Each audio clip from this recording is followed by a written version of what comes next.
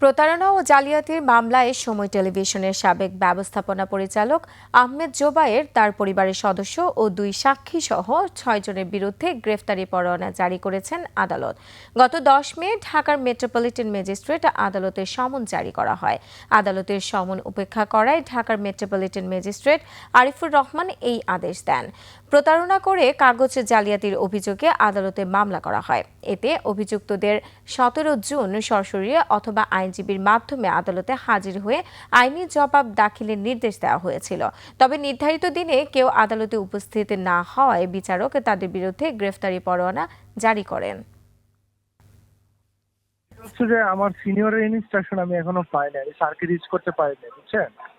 So আমার স্যারের কাছ থেকে একটু পারমিশন নিতে হবে, মানে যে কোনো বক্তব্য দিতে গেলে মিডিয়াতে। সবই তো আমি জানি, ঠিক আছে, কিন্তু মিডিয়াতে আমার কোনো বক্তব্য দিতে গেলে আমার স্যারের পারমিশনটা নিতে হবে। আমি স্যারকে লাইনে পাই নাই, বুঝছেন?